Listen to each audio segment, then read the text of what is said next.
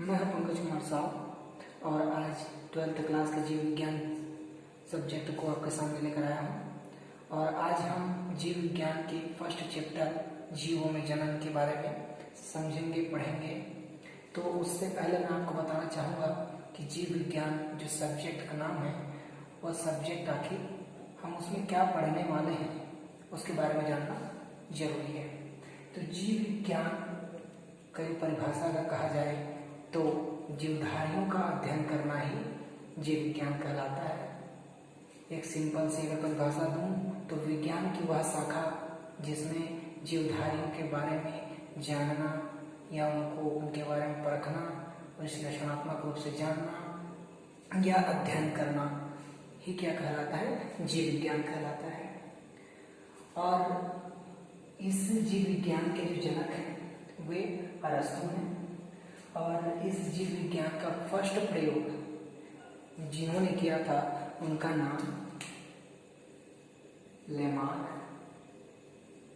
एवं उनके जो साथी थे ट्रेविनेरस।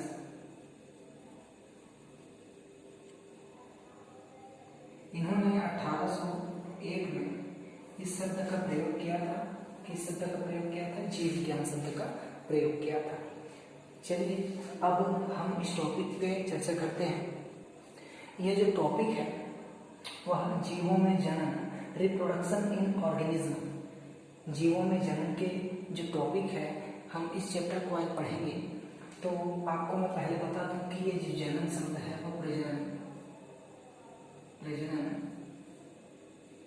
प्रजनन जो शब्द है वो आखिर में उसके बारे में हम क्या समझते हैं। तो इसकी परिभाषा मैं आपको देता हूँ कि प्रजनन एक ऐसी प्रक्रिया है, ऐसी क्रिया है जिसमें जीव अपनी पीढ़ी को बनाए रखने के लिए नए संतान की क्या करती है, उत्पत्ति करती है, जन्म देती है। अपने पीढ़ी को बनाए रखने के लिए अपने संतान की उत्पत्ति करता है, जिसे क्या क्रिया कहते हैं, प्रजनन की क्रिया कहा जाता है। ठीक है, उसके बाद हम पढ़ने जा रहे हैं कि इसकी जो मुख्य विशेषता क्या है, प्रजनन की मुख्य विशेषता क्या है। तो मुख्य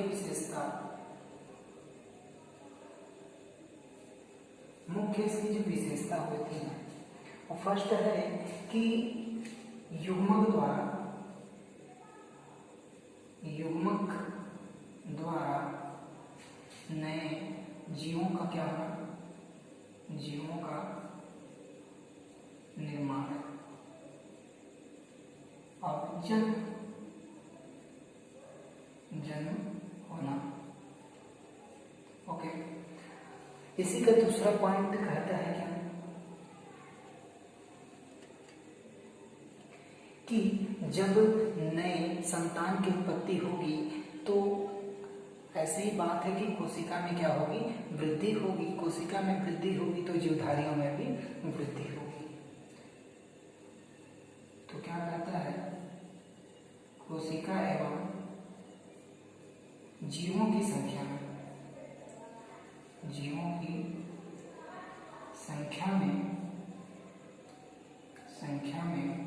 वृद्धि।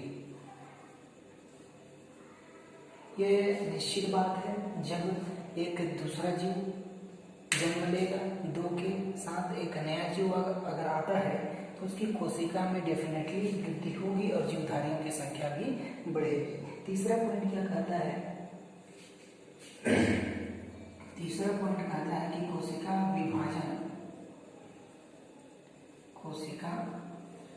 विभाजन संभव होगा, बिल्कुल संभव होगा। कोशिका विभाजन क्या हो जाएगी, संभव होगा। और अगला पॉइंट कहता है जब डीएनए का क्या होना चाहिए, द्विगुणन होना चाहिए। तो सही बात है कि जब माता पिता से या जनक से जब संतान बनेगी तो डीएनए का क्या होगा, ऑटोमेटिकली द्विगुणन होगा।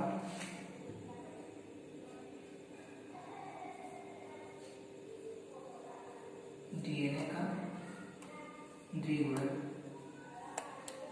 और इसी में मैं कह दूं कि डीएनए का जब द्विगुणन होगा तो उनकी जो जनक हैं उनके जो आनुवांशिक गुण है वो किसमें आएगा, संतान में आएगा।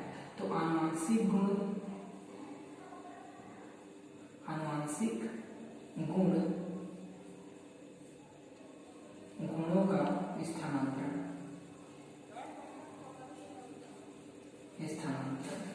आनुवांशिक गुणों का क्या हो जाएगा?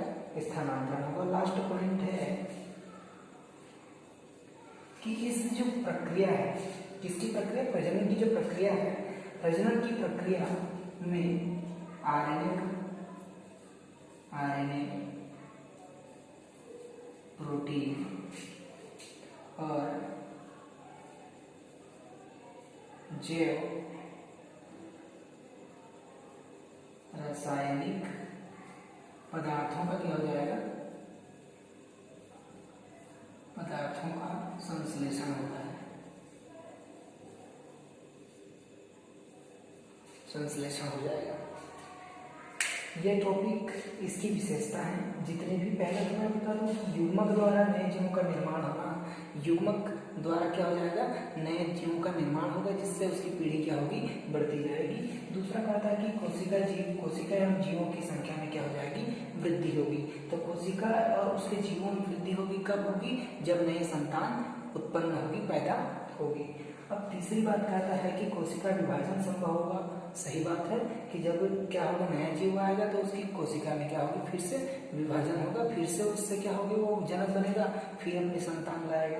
तो इस तरीके से क्या होगा? कोशिका विभाजन संभव होता रहेगा। डीएनए का क्या हो जाएगा? द्विगुणन होगा, और उसके बाद क्या हो जाएगा? जो भी जनक है, जनक से जो आनुवंशिक गुण है वह किस पे चला जाएगा? संतानों में चला जाएगा। अगला पॉइंट कहता है क्या? आरएनए, प्रोटीन और जैव रासायनिक पदार्थों का क्या किया जाता है? संश्लेषण होता है। किस क्रिया में होती है? किस क्रिया में होती है? प्रजनन की क्रिया में होती है। अब अगला पॉइंट जो इसका रहेगा वह है प्रजनन के लाभ। प्रजनन के लाभ के बारे में पढ़ेंगे कि इससे हमें क्या लाभ होती है। तो लाभ यह है कि जो प्रजाति की निरंतरता बनी रहती है। पहला पॉइंट यह कहता है कि प्रजाति की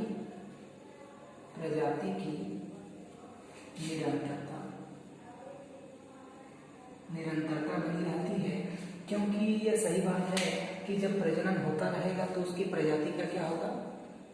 आगे बढ़ती रहेगी, पीढ़ी दर पीढ़ी क्या होगी? बढ़ती रहेगी, और यही उससे क्या हो जाएगी? उसकी प्रजाति की मृत्यु कम होगी और क्या होगी? जन्म अधिक होगा, तो प्रजाति क्या होगी? उसकी बची रहेगी। अगला पॉइंट ये कहता है, सेकेंड नंबर पॉइंट ये कहता है कि प्रतिस्थापन कहने का मतलब ये है कि जो भी है ना, कि रोग होगा, जीर्णता होगी या आयु वृद्धि, प्रतिकूल परिस्थितियों में जो है ना मृत जीव की जो प्रतिस्थापन है वो नए जीव में क्या हो जाएगी? ट्रांसफर हो जाएगी। ऐसा अर्थात जो मृत जीव में थे वो किस में आ जाएंगे? मृत जीव से किस में आ जाएंगे? वो कि नए जीवों में क्या हो जाएंगे? आ जाएंगे। अगला पॉइंट क्या कहा जाता है? नए जीवों के अस्तित्व को क्या किया जाता है? बनाया जाता है। जीवों के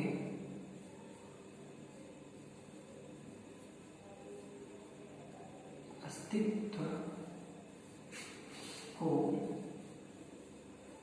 बनाए रखना है ना, यह प्रक्रिया। और चौथा पॉइंट कहता है कि विभिन्नता।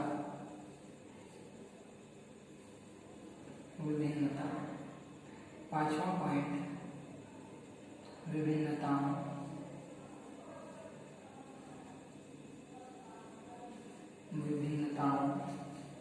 का स्थानांतरण।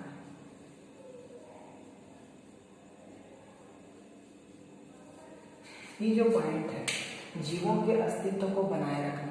जीवों के अस्तित्व को क्यों बनाए रखती है? क्योंकि उसकी जो पीढ़ी हो रही क्या हो रही है? बढ़ रही है।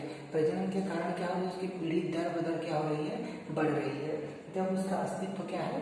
बना हुआ है, लुप्त नहीं हो रही। उसकी प्रजाति क्या नहीं हो रही? लुप्त नहीं हो रही है, उसका अस्तित्व बना है ऑटोमेटिकली। अगर चौथा पॉइंट कहता है कि विभिन्नता, इस एक एक्चुअल बात है कि जब प्रजनन होती है ना, तो मादा जो होगी, मादा और नर, उनके जो गुण होंगे वो मिक्स होकर किस में आएंगे? संतान पे आएंगे। तो संतान पे जब आएगी तो उसके गुणों में क्या होगा? विभिन्नता आएगी। अगला पॉइंट क्या कहा जाता है कि विभिन्नताओं का स्थानांतरण होता है। यह बात भी उसी बात की तरह लागू होती है कि विभिन्नता जिस तरह जनकों की जो भी जो मानवांशिक गुण होंगे वह संतानों में क्या होता है, ट्रांसफर होते हैं, स्थानांतरण होते हैं। वह पीढ़ी दर पीढ़ी यही प्रक्रिया चलती रहती है। यह प्रक्रिया चलने पर यह प्रजनन के लाभ हैं चारों, ये जो 5 हैं, प्रजाति का निरंतरता बनाए रखती है, प्रतिस्थापन होता है, जो रोग जीर्णता ये सब है मृत जीवों से नए जीवों में ट्रांसफर होते हैं, और जीवों की अस्तित्व बनाए रखना, विभिन्नता का स्थानांतरण। अगला जो पॉइंट है वह है प्रजनन की विधियां। अब हम पढ़ने जा रहे हैं कि प्रजनन की कितनी विधियां होती हैं। तो प्रजनन की जनरली 2 विधि होती हैं, वो एक होता है अलैंगिक विधि और दूसरी होती है लैंगिक विधि। अलैंगिक विधि, इसके 2 भाग होते हैं, एक होता है अलैंगिक विधि और होता है क्या, सेकंड लैंगिक। तो अलैंगिक जो जनन होता है वह निम्न वर्गीय पौधों में होता है। अगर पौधों की बात कही जाए तो निम्न वर्गीय जो पौधे होंगे उनमें होगा, और उच्च वर्गीय में लैंगिक जनन होता है। उच्च वर्गीय जो भी पौधे होंगे उसमें लैंगिक जनन होगा। तो हम पहले चर्चा करेंगे अलैंगिक जनन की।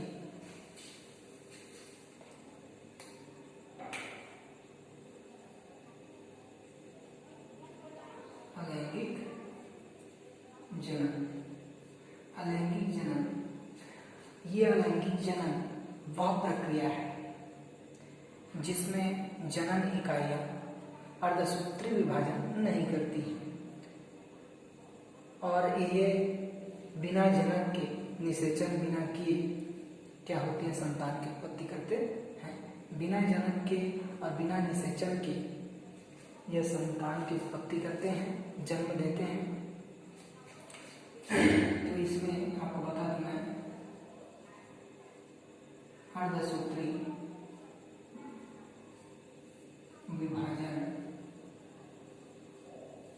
नहीं होता,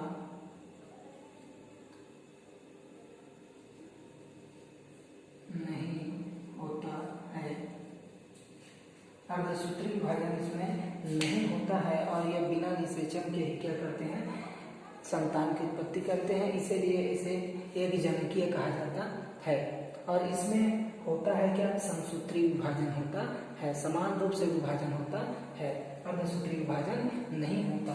तो अगर इसकी हम परिभाषा लिखे हैं तो जनन इकाइयों द्वारा अर्धसूत्री विभाजन नहीं किया जाता और बिना निषेचन के संतान की उत्पत्ति की जाती है, तो इसे अलैंगिक जनन कहा जाता है। और इसकी जो संतान उत्पत्ति होती है उस संतान को क्या कहा जाता है, संतान को क्या कहा जाता है, क्लोन कहा जाता है। क्लोन, संतान को क्या कहते हैं, क्लोन। और प्रत्येक क्लोन को, एक एक क्लोन को क्या कहा जाता है, रेमेट कहा जाता है। रेमेट, रेमेट के नाम से जाना जाता है। ठीक है। अलैंगिक जनन से जो संतान प्राप्ति होती है उसे क्लोन कहते हैं। क्लोन, प्रत्येक एक एक क्लोन को क्या कहा जाता है, रेमेट के नाम से जाना जाता है। अगला जो इसकी विशेषता है, इसकी मुख्य रूप से हम विशेषता है उसको पढ़ लेते हैं।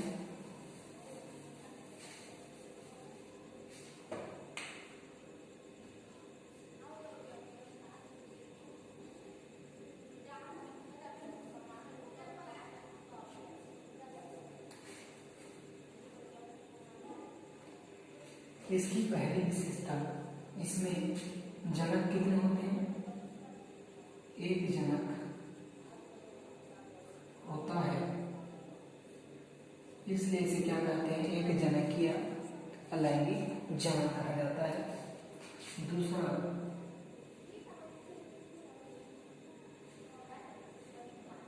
युग्मक का संलयन नहीं होता, संलयन नहीं होता है। ठीक है, इसमें युग्मकों का क्या नहीं होगा, संलयन नहीं होता है। तीसरा पॉइंट कहता है कि इसमें समसूत्री विभाजन होता है। मैंने यह भी कहा कि अर्धसूत्री विभाजन नहीं होता, क्या होता है, समसूत्री विभाजन होता है। तो यह तीसरा पॉइंट कहा जाएगा कि समसूत्री विभाजन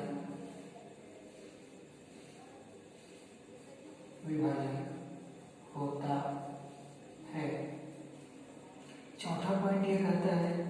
कि जो भी संतान होगी वह किसके समरूप होगी? वह जनक के समरूप होगी। संतान जनक के समान होगी, जनक के समान होगी। और पांचवा पॉइंट क्या कहता है कि अलैंगिक जनन में काय मीन्स शरीर का कोई हिस्सा भाग लेने पर वह क्या होता है? संतान को जन्म दे देता है। तो इसमें कायिक भाग लेते हैं, कायिक कोशिका भाग लेते हैं, जिससे कायिक जनन भी कहा जाता है। और अलैंगिक जनन को कायिक जनन के नाम से भी जाना जाता है।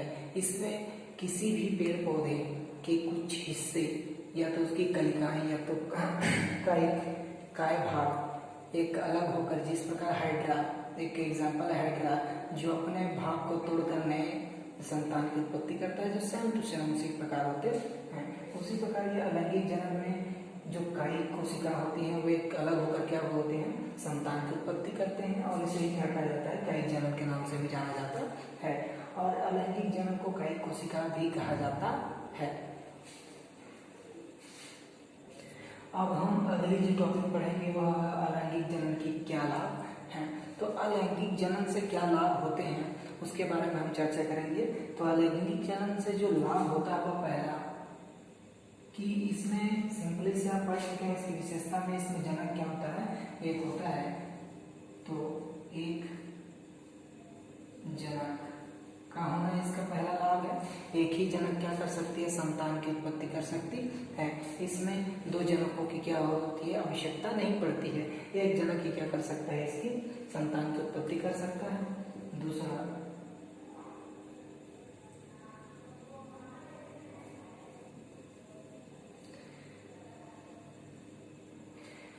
इसमें असूत्री व समसूत्री विभाजन होता है। अंतःसूत्री विभाजन नहीं होता, असूत्री और समसूत्री विभाजन होता है। तीसरा पॉइंट क्या कहता है? और जो अलैंगिक जनन है वह अकेले क्या करता है? संतति को जन्म देने में सहायक होता है, और यह दूर दूर तक फैलाने में क्या होता है? फैलाता है।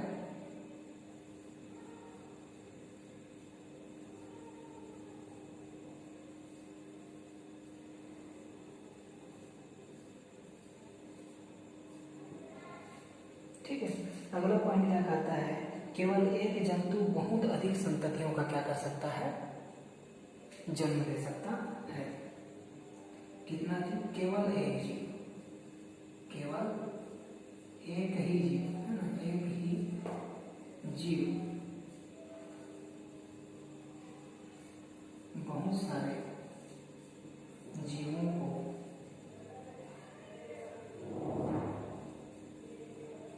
जन्म दे सकता है। तो आई होप कि आप ये समझ चुके होंगे, और ये जो टॉपिक है वो एक पार्ट में तो नहीं बनने वाली। तो हम इसका क्या करेंगे? अगले पार्ट में अलैंगिक जनन की जो भी विखंडन किया गया है, तोड़ा गया है, बांटा गया है उसके बारे में चर्चा करेंगे, और लैंगिक जनन के बारे में चर्चा करेंगे। आज के लिए धन्यवाद।